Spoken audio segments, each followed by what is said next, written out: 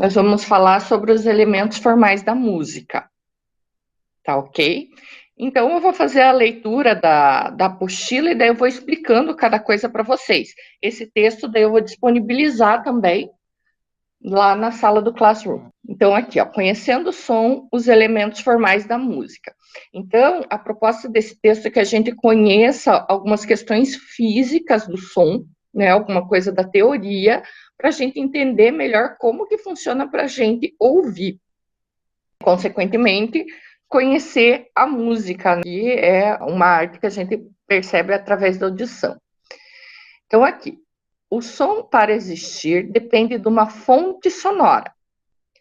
Fonte sonora é qualquer elemento capaz de produzir som, como instrumentos musicais, as pregas ou cordas vocais e demais objetos cuja vibração produza som. Então, assim, se você chutar uma pedra e fizer um som, é porque essa pedra é uma fonte sonora. Então, quase tudo que a gente toca é capaz de vibrar e produzir som. Alguns vibram com mais força, com maior intensidade, então a gente escuta melhor, outros a intensidade é menor, a gente vai escutar menos, mas são todos fontes sonoras. Continuando aqui, as vibrações sonoras ocorrem em ondas medidas em Hertz. Esse Hertz não tem plural porque é o sobrenome do cara que descobriu isso. 1 Hertz, Hz, que é assim que a gente usa o símbolo dele, é o movimento realizado pela onda sonora durante o período de 1 segundo. O ouvido humano é capaz de ouvir sons cuja frequência situa-se entre 20 e 20 mil Hz. Então, deixa eu ver se eu consigo desenhar. Então, imagine, gente, que esse desenho que eu estou fazendo aqui é de uma onda sonora, vou pôr uma linha aqui nela, e que essa onda está se propagando pelo período de 1 segundo. Então, assim, como que a gente sabe o tamanho de uma onda? Então, a gente mede a onda ou de uma crista, que é a parte de cima aqui, até a outra crista, tá? Ou de um vale até outro vale, que é a parte de baixo. Então, a parte de cima da onda é a crista, a parte de baixo se chama vale. Então, a gente vai contar quantas cristas tem para saber quantas ondas a gente está representando aqui. Então, no caso, ó, 1, 2, 3, 4, 5. Se eu contar os vales também, ó, 1, 2, 3, 4, 5. Então, uma onda dessa que eu representei aqui, ela teria 5 Hz, ou seja, são 5 ondas completas no período de 1 segundo. Seria uma onda, na verdade, que a gente não ia conseguir ouvir, porque a gente só escuta a partir de 20 Hz. Então, a gente tem um espaço do que a gente escuta e que não escuta. Mas existem animais, por exemplo, como o cão, que vai escutar uma faixa de Hertz muito maior do que a nossa. Então, não sei se 5 Hz está na faixa que ele ouvir, mas seria talvez uma onda audível para ele. Então, aqui, gente, está apresentando graficamente, ou seja, através do desenho, o nosso sistema auditivo. Então, como que a gente escuta? Vem a vibração do som, que a gente não enxerga, é claro, mas imagine aquelas ondinhas que eu estava mostrando para vocês, vão passar pelo duto auditivo, vai causar pressão no nosso tímpano. Okay? O tímpano vai mexer com os nossos 3 menores ossos do corpo, que são o martelo, a bigorna e o estribo. São assim os bem pequenininhos que existem dentro do nosso ouvido. Não sei se vocês já viram isso em ciências. Aí, esses ossos vão estimular a cóclea, que é espiral. A cóclea aqui, que vai decifrar o som e vai, através dos nervos auditivos, levar o som na forma de impulso elétrico para o nosso cérebro. Aí o nosso cérebro traduz isso em som. As ondas sonoras, olha, tá aqui, ó, podem ser classificadas em regulares e irregulares. As primeiras, né, que são as regulares, possuem uma onda ordenada e constante, como é o caso do som emitido por instrumentos musicais, como o piano, por exemplo. Já as ondas irregulares não possuem onda sonora definida e, portanto, são mais agressivas aos nossos ouvidos. É o que a gente chama de ruído. Então, essa onda que eu fiz, ela está mais ou menos regular, em vez dessa aqui, imagine a onda que, em vez de ser assim, regular, ela fosse mais ou menos assim, ó.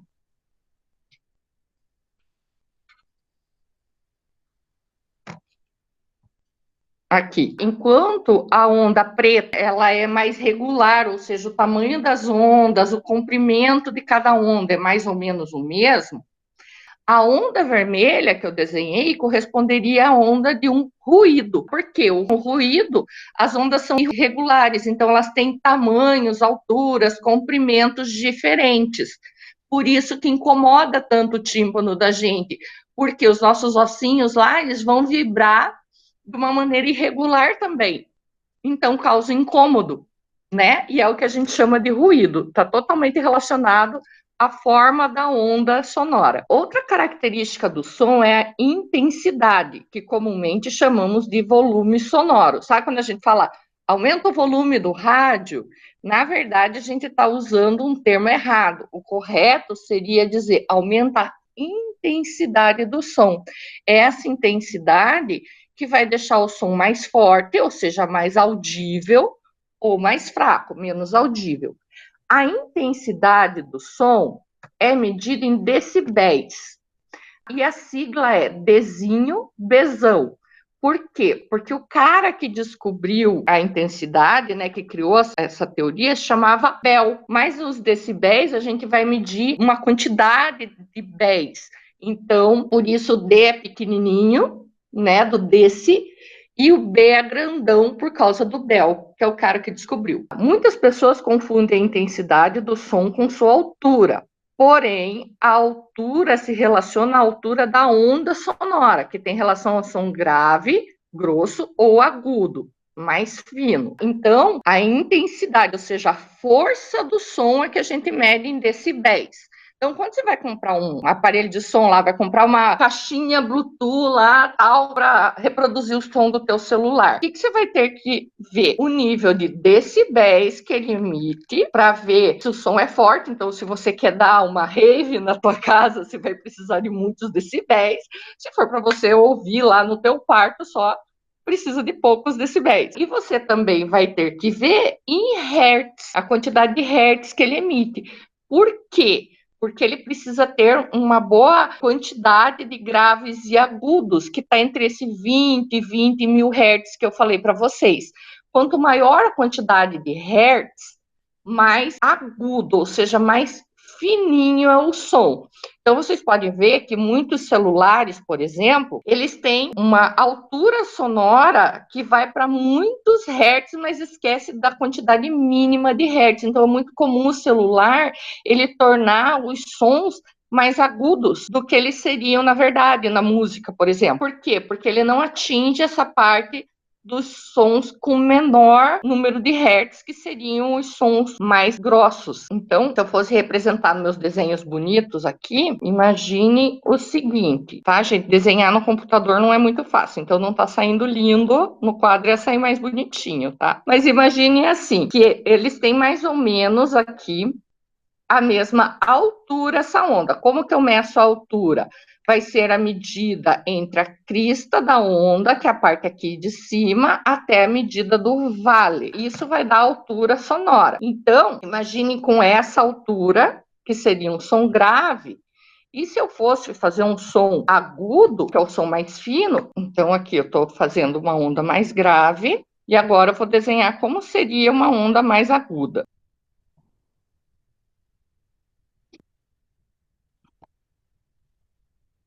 Mas vou fazer meio a força aqui para deixar o mesmo tamanho.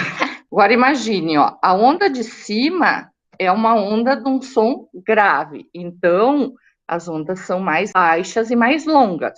A de baixo é de um som mais agudo, então as ondas são mais altas e mais curtas. Os dois têm medida de 1 segundo. Agora eu vou perguntar para vocês: quantos hertz teria caso a onda de cima? Lembrando que a quantidade de hertz é a quantidade de ondas no período de 1 segundo. Então as duas representam 1 segundo. Quantos hertz tem a de cima?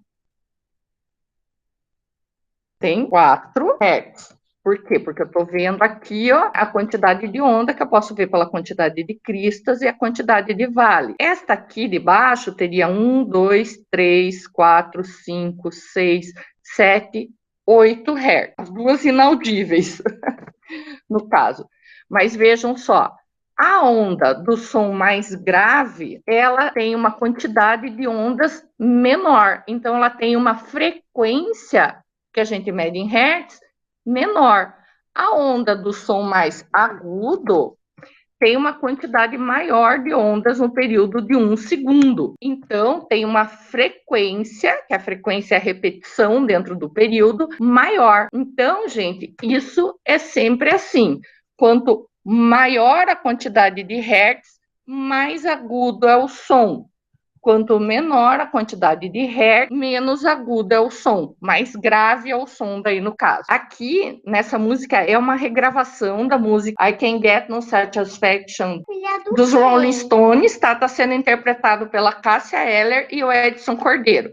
Nesse caso, tem uma inversão. A Cássia Eller é mulher, né? Normalmente, nós mulheres temos a voz mais aguda. Nessa música, ela aparece com a voz mais grave, e o Edson Cordeiro, que normalmente os homens têm a voz mais grave, nesse caso tem uma inversão. Ele vai aparecer com a voz mais aguda. Vou te mostrar. Ó, o agudo dele.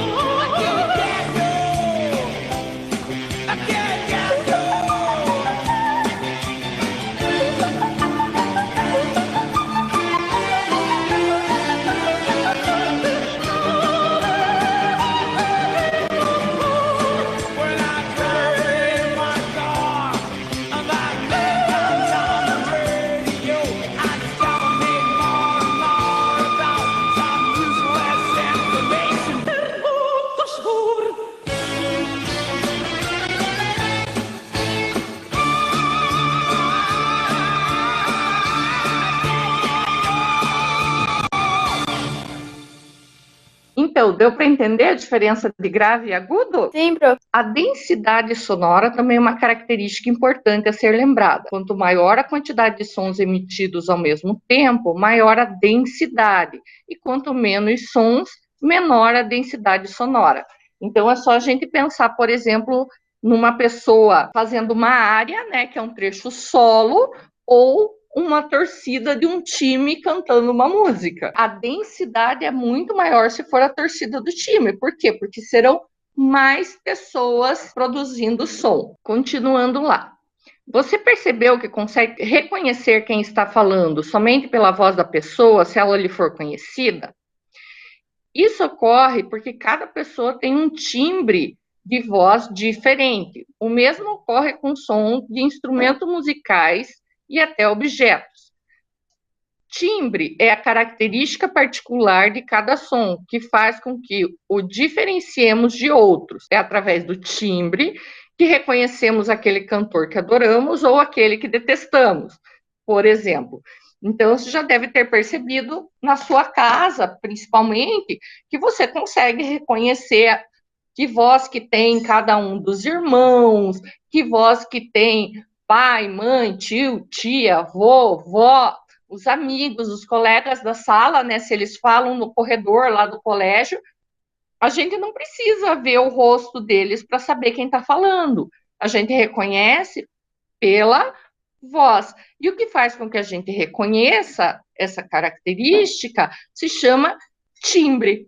É assim, por exemplo, que a gente consegue diferenciar o som de um piano do som de um violão, por exemplo. Continuando lá. Além desses elementos, há outros bem importantes que são levados em consideração quando se compõe uma música. A harmonia ocorre quando diferentes alturas sonoras, né, pelo menos equivalente a 3 alturas sonoras, tocam simultaneamente. Isso ocorre também quando tocamos instrumentos diferentes de uma só vez ou várias cordas de um violão fazendo um acorde. Nesse sentido, os instrumentos musicais podem ser classificados de duas formas. Instrumentos melódicos são os que podem executar uma nota de cada vez. Por exemplo, a flauta doce, o saxofone. Instrumentos harmônicos são os que podem emitir vários sons simultaneamente, como violão, viola e piano.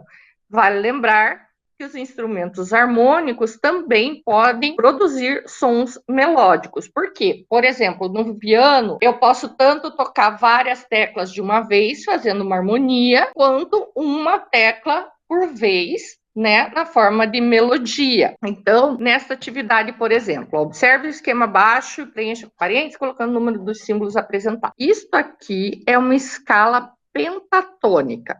Uma escala de 5 tons, então é formada por 5 linhas, ok? Isso aqui é uma nota musical. Dependendo da altura que tiver essa nota musical, aqui dentro dessa escala pentatônica vai significar se o som é mais grave ou mais agudo. Então, quanto mais para baixo aqui, ó, tiver a nota musical, a bolinha da nota, mais grave é o som. Conforme vai subindo, vai ficando mais agudo esse som. A gente lê da esquerda para a direita, então isso demora um tempo. Daí depende do tipo de bolinha que está desenhado, mas isso eu não vou falar para vocês agora. Então, isso daqui é uma sequência de notas. Então, essa sequência tocada através de um período de tempo vai formar uma melodia. Quando eu tenho as bolinhas aqui, ó, todas na mesma linha vertical, eu estou tocando várias notas musicais ao mesmo tempo, ó. Cada uma aqui simboliza uma nota. Então, eu estou formando uma harmonia. Por quê? Porque eu estou tocando 3 sons ao mesmo tempo, 3 sons diferentes, 3 alturas sonoras diferentes. Isso aqui é a clave, tá? Essa aqui, no caso, é uma clave de sol.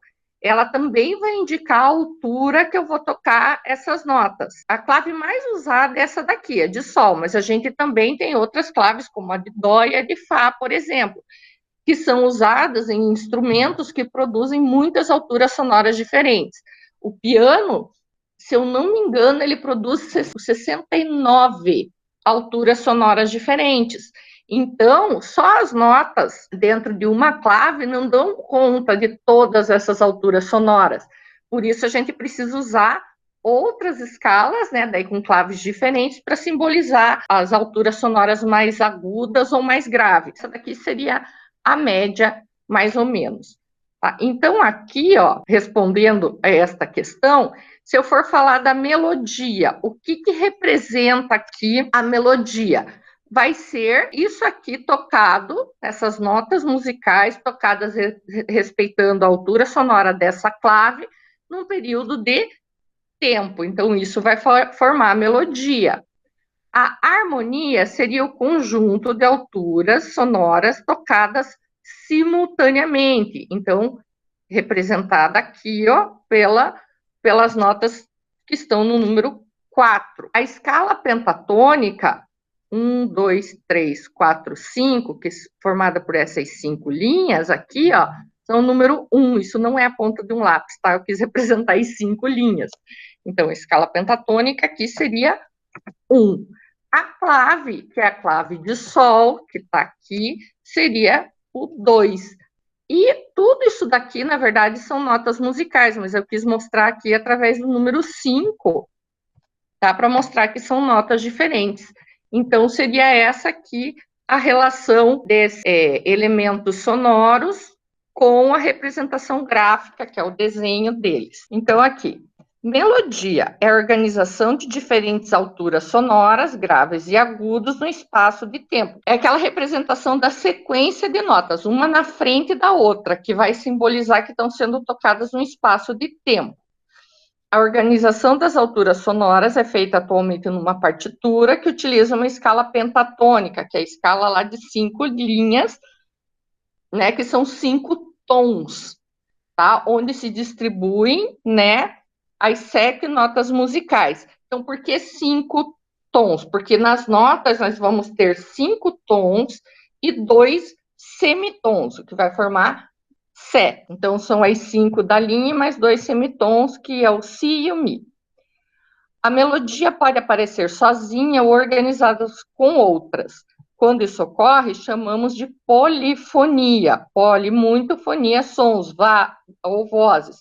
Então, quando a gente tem mais de uma linha melódica no som, por exemplo, que a gente ouviu lá da Cássia Eller, que a gente ouvia ao mesmo tempo o piano tocando uma linha melódica, o violoncelo tocando outra linha melódica, e a voz do Edson Cordeiro, uma outra linha melódica, isso é uma polifonia. Então, são várias linhas melódicas sendo usadas ao mesmo tempo. E, por último, ritmo, que é o que dá velocidade ao andamento às coisas, incluindo a música. Na música erudita, o ritmo de execução de uma música recebe os nomes provenientes do italiano, como largo, lento, andante, moderado, allegro, presto, entre outros. Já o ritmo musical interfere na dança, que induz o dançarino a se movimentar de forma mais lenta ou mais rápida.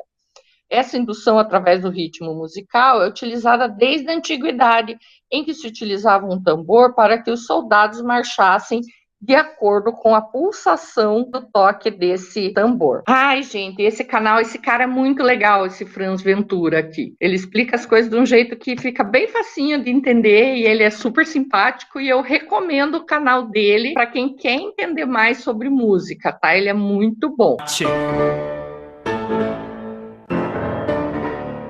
Eu recebi um direct no meu Instagram de um menino que questionou um troço que aparece em cima da partitura, assim, lá no começo, em outra língua, um troço que muita gente ignora, que se chama notação de andamento. Geralmente é escrito em italiano. Todos esses textos em italiano que aparecem no comecinho da partitura ou no decorrer da partitura também pode aparecer. Não se preocupe com isso, não tem nada demais isso, não ignore isso, porque é uma coisa importante. Na época que não existia YouTube, não existia Spotify, não existia nada que você pudesse ouvir uma música de outra pessoa tocando, o que as pessoas faziam? Elas criavam notações universais para que todos pudessem tocar da forma com que o compositor escolheu. Bolinhas no pentagrama, um monte de símbolo louco que hoje em dia as pessoas tendem a ignorar porque o ouvido leva a gente. Você não precisa saber o que é um allegro, o que é um presto. Se você já ouviu o terceiro movimento da sonata lá, você já sabe que aquilo é rápido. Essa sua mania tem que parar. Vamos aprender de uma vez por todas a tabelinha dos andamentos na música. E você até agora não falou o que é andamento, Franz. Andamento na música é diferente do ritmo. O ritmo ele é realmente medido através de uma coisa mais matemática,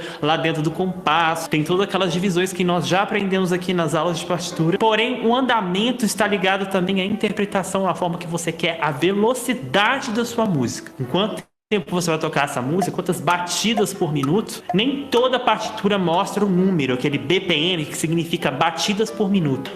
Seguir o andar da música. Como eu disse, gente, se o compositor quer ser específico com as batidas por minutos que ele quer, ele vai ter que botar manualmente lá um número referente à velocidade que ele quer que a música seja. Porém, o compositor pode simplesmente escrever adágio, simplesmente escrever allegro, moderato. Vai de você e da sua vida interpretar e traduzir essa palavra. O que significa andante? Como é que você anda na rua? Qual é a velocidade que você faria essa música ser andante? Qual é a velocidade que você faria uma música escrito prestíssimo? Presto, que significa uma coisa rápida. Alegre, allegretto. Muitos daqueles textos que vocês veem nas partituras em italiano, Pio Mosso. Se você fosse italiano, você entender o que significa aquilo. O compositor não é obrigado a escrever em italiano, mas é uma convenção mundial de que a partitura ou ela é em italiano ou ela é em francês ou alemão. Mas nada a ver, gente. Se você quiser transformar a partitura e escrever assim, toque rápido, toque com muito amor e como se você tivesse com dor no coração, você pode. Mas os andamentos padrões que você vai achar na maioria das músicas eruditas está nessa tabelinha. No Wikipedia temos a tabelinha, só você escrever andamento música. Lá você vai achar uma tabela bem grandinha do nome do andamento em italiano, o BPM, quantas batidas por minuto são referentes a esse nome em italiano, e a definição, que seria a interpretação dessa palavra. Larguíssimo, grave, lento, largo, largueto, adágio, adagietto, andantino, márcia, moderato, andante, andante, moderato, moderato, allegro, moderato, allegretto, allegro, vivace, vivatissimo, allegríssimo, presto e prestíssimo. Isso tudo vai do mais lento ao mais rápido. Por exemplo, se você pegar um largo, largo significa uma coisa muito larga e demorada. Vai ser apenas 45 batidas por minuto, menos do que um segundo a batida. Pensa bem, aí é uma coisa mais arrastada, larga. Agora, se você pegar um prestíssimo, são 200 batidas por minuto, referente a qualquer figura musical que o compositor escolher. Imprime essa tabelinha, você compra um metrônomo que mostre lá o nome daquela velocidade que você for para mais ou para menos. Mas como eu disse, a tecnologia faz você ir lá ouvir a música e já saber a velocidade dela. Mas nem sempre, gente. Eu recebo muitas músicas aqui do Tocando, músicas de inscrito que nunca foram gravadas na vida. Como que eu sei a velocidade dessa desgraça? Pela partitura, pelo andamento, pelos BPM. Eu vou saber se essa música é rápida ou não. Mas se o compositor escrever para mim adágio, eu já vou saber pelas tabelas convencionais que o adágio em italiano significa suave, vagaroso e imponente. Vamos ver aqui, larguíssimo, 19 batidas. Nossa, é muito lento, isso é extremamente lento, tá vendo a definição? É uma questão de você se acostumar. Quanto mais partituras você ler, mais você vai ver andamentos diferentes, saber interpretar o andar, o andamento, a velocidade da sua música. E como sempre, gente, o Google tá aí, o meu canal tá aí pra você se inscrever, dar um like se você gostou e aprender sempre muito mais comigo. Você acha que eu não vou fazer na prática? Aqui no canal Obras no Piano a gente sempre faz na prática. Então antes de eu vou mostrar pra você uma mesma música usando andamentos diferentes, tradicionais, adágio, andante e prestíssimo. Vamos ver como é que fica? Aqui o nosso BPM, a referência vai ser a C mínima. Então toda vez que aparecer uma C mínima aqui na partitura acima, vai ser uma batida. Então as batidas vão alterar de velocidade porque são batidas por minuto. Então se eu botar 60 vai ser um pá pá pá. Se eu botar uns 300 vai... Tá bom? Então vamos lá, gente. Chamada a cobrar em 3 andamentos diferentes. Vamos começar com o adágio. O adágio está entre 55 e 65 batimentos por segundo. Vou colocar 60.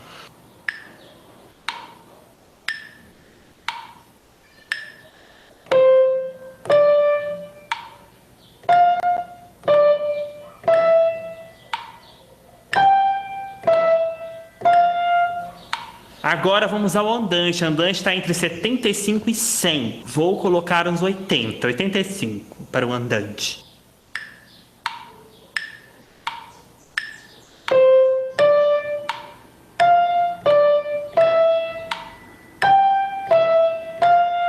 Agora o prestíssimo, gente. Prestíssimo tem mais de 200 batimentos por minuto. Vou botar aqui 200 só porque eu vou morrer. Vamos ver como que fica com 200 batimentos por segundo.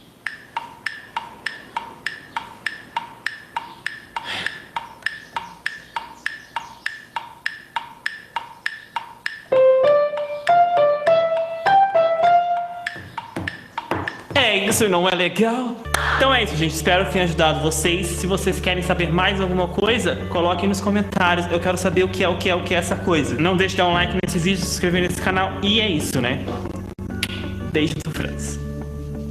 Bom, eu já me inscrevi no canal, eu vou dar um like, gente. Sério, se puderem, dê o like, porque realmente esse cara merece. É muito legal. Os vídeos dele são todos assim, super animados, assim. Olá, Você eu sou a Carol super entende as coisas de música. Eu não sou formada em música, então eu me aproveito do Franz Ventura, do canal dele, tá, gente? Eu não conheço ele ao vivo, me aproveito dele. Polifonia, gente, são os sons tocados juntos. Olá, beleza? Hoje eu vou falar sobre texturas dentro da música. Vou falar sobre 3 tipos de texturas: a monofonia, a homofonia e a polifonia. A monofonia, como já fala, um som, né? Quer dizer que há apenas uma melodia dentro da música. E foi assim que começou a música. O canto, ele começou apenas com uma melodia. Se eu for tocar uma música e fizer...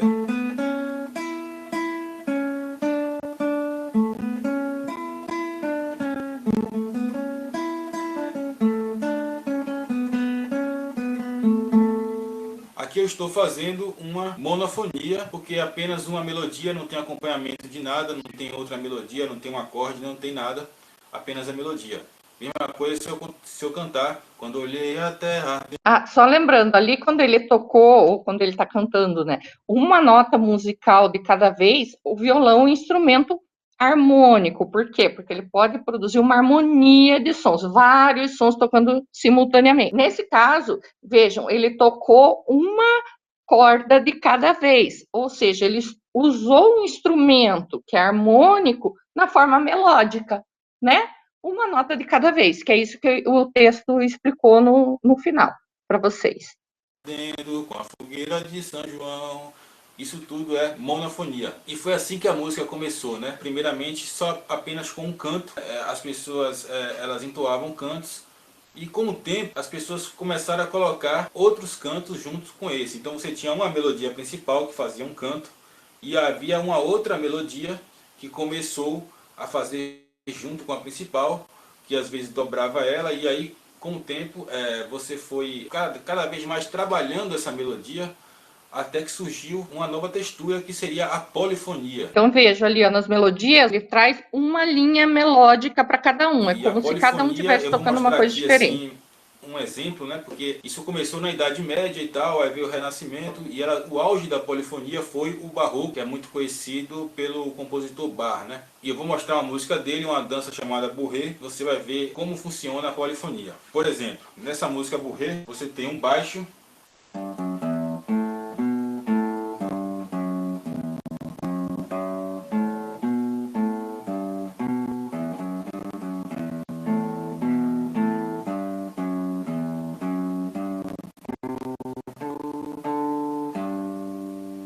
e eu tenho também uma outra melodia, que seria uma melodia aguda, que ficaria assim.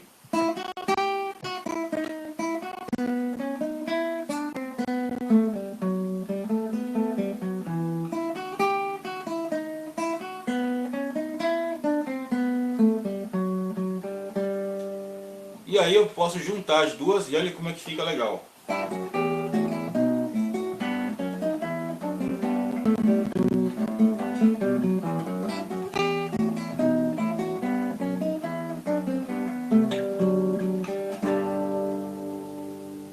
A partir do desenvolvimento da polifonia, começou a surgir a homofonia. A homofonia é a gente trabalhar os acordes acompanhados de uma só melodia. Então, em vez daquele movimento horizontal que você tinha as duas melodias, né, fazendo um movimento horizontal, um aqui e outro aqui, como eu fiz aqui no violão, você vai ter uma verticalização das notas, né? E aí você começa a criação dos acordes, a trabalhar os acordes.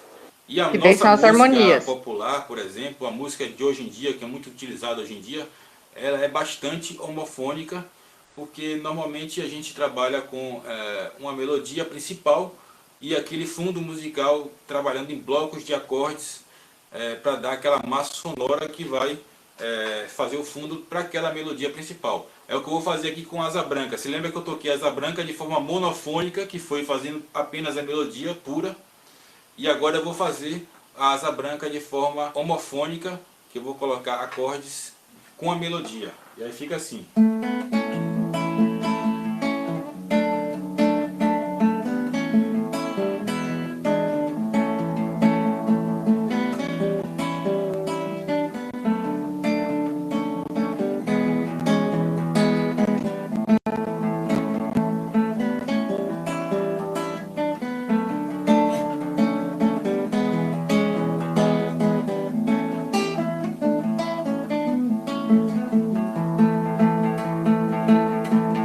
Então é importante para você que quer aprender como se faz música, entender essa coisa dessas texturas musicais aí, das 3 texturas musicais, porque agora quando você for fazer um arranjo, quando você for elaborar alguma coisa, ou até quando você estiver ouvindo música, você vai poder identificar se aquela música é polifônica, homofônica ou monofônica.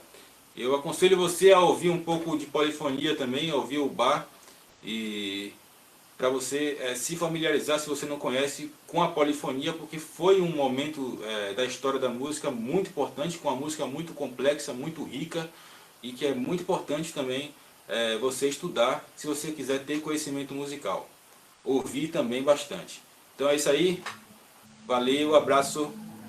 Se você quiser, vá no site www.harmoniasolo.com e aprenda a solar e a fazer harmonias aí, e teoria musical, percepção no violão. Tudo aí, se você quiser se desenvolver musicalmente, você vá nesse site lá, visite o site e conheça aí o nosso trabalho. Valeu? Bom, gente, não sei vocês, eu gostei do vídeo, portanto, vou dar um like aqui, porque eu acho que ele merece, né? Opa, deixa eu voltar. Não era para esse cara o like, sair dali. Aqui, este aqui, o like, ó, canal Violão de Boa. Essa música burreta. Tá? Então fica a dica para vocês Baixo do canal. Por hoje é isso. Agradeço a participação. Até a próxima aula.